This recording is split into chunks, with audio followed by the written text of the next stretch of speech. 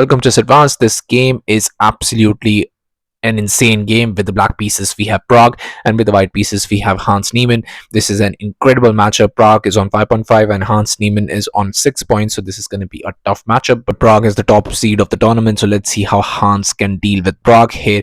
With the white pieces, Hans starts with e4. We have c5, Sicilian defense, knight to f3, knight to c6, and bishop to b5. We are in the niche with the Rosolimo attack. g6 now, going for the fianchetto variation, castles, bishop to g7, rook to e1, and just knight to d4. Here just knight captures, c3, and here you can take, but the trouble is that after that maybe just knight will capture and you'll have an incredible center. e6, but here just knight to a3, a6, bishop goes all the way back, knight to e7, and just c captures. And yes, you can take it with the bishop, but just knight comes here and the bishop needs to retreat, and now again you'll have a massive center. So this is the preparation that Hans had come up with, and here after d5 you play e5.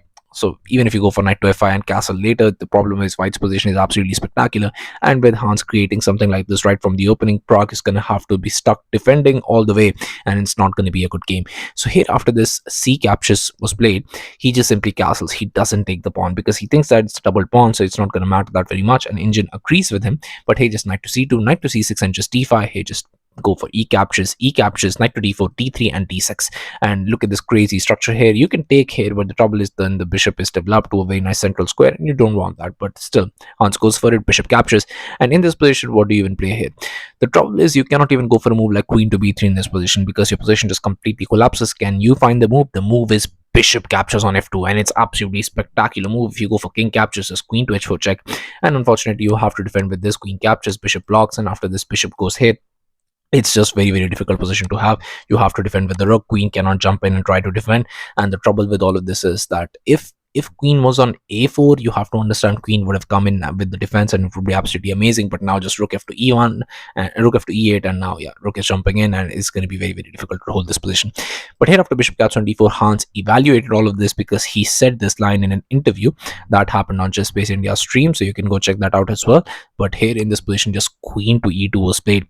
That's why he evaluated all of this, and that's why he went for queen to e2. Seems like counterintuitive because he's just blocking the path of your bishop, but here just bishop to d7, bishop to e3, and just rook to e8.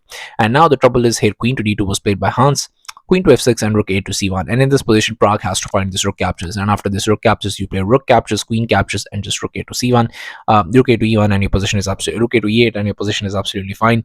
Here rook 8 to c1 was played, but after this rook 8 to c8 was played, and this just maybe give Hans a little bit of an edge that he wanted.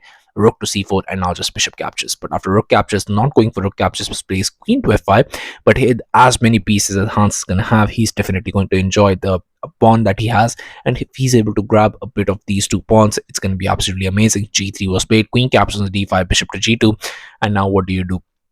Here queen to b5 was played, but now just rook to b4 attacking this, and there is only one move in this position that saves the game for Pragg. So have at it, pause the video, try and find out this only move that saves the game for Pragg in this position. Just try to be mindful of this position as much as possible.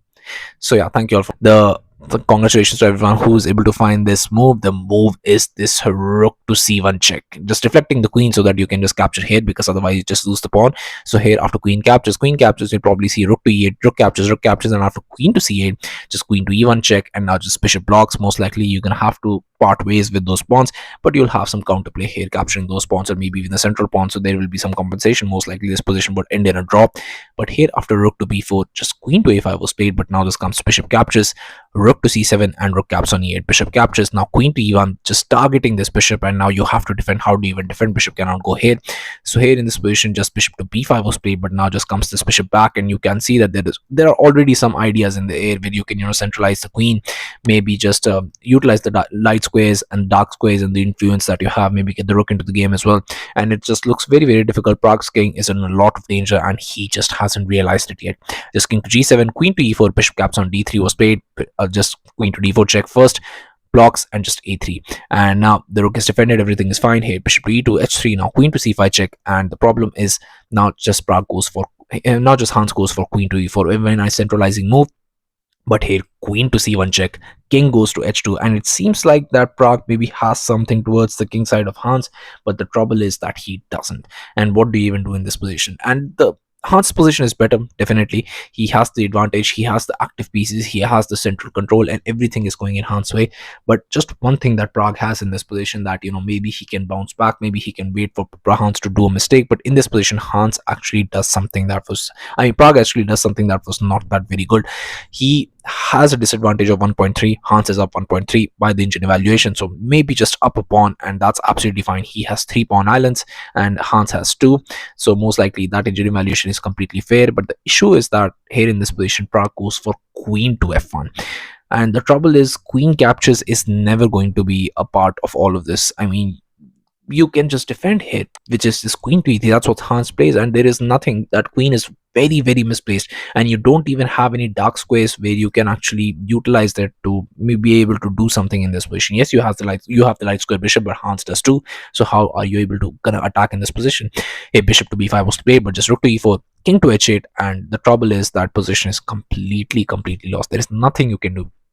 Yes, you're defending this square for the current moment, but now comes queen to d4, and how do you survive this? This is just really bad.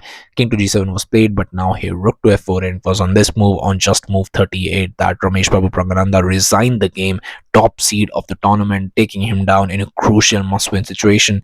Really kudos to Hans. But yeah, it's not really a good thing for Pragg. Pragg must maybe had some chances, because you have to understand, he had 5.5 points. If he was able to win this game, he would have had like 6.5, and with 6.5 you have some chances in the position, but that's not a lot. But I mean, that's something to hope for.